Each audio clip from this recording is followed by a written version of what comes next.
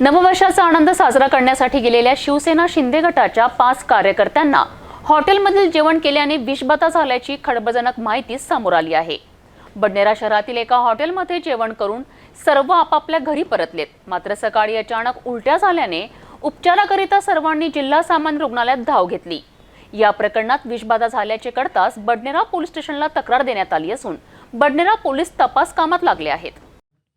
नववर्षाच्या स्वागतासाठी एकत्रित जमलेल्या शिवसेना शिंदे गटाच्या 5 कार्यकर्त्यांनी बडनेरा नजीकच्या राममेघे कॉलेज परिसरातील एका रेस्टॉरंटमध्ये 2 जानेवारीला रात्री जेवण करून आनंद साजरा केला।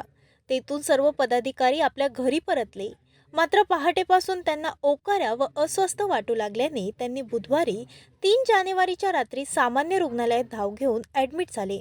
यात युवा सेनेचे सचिव प्रथमेश प्रसाद बोबडे व 21 वर्ष राहणार अंबादेवी, उपजिल्हा प्रमुख शुभम परडीकर व 29 वर्ष राहणार साईनगर, उपशहर प्रमुख विकी रामदास लसनकर व 31 वर्ष राहणार गोपालनगर व शिवसेना शहर प्रमुख गुड्डू कत्तलवार वय 24 वर्ष व युवा सेना शहर प्रमुख सागर खिराडे या 5 जणांचा समावेश आहे।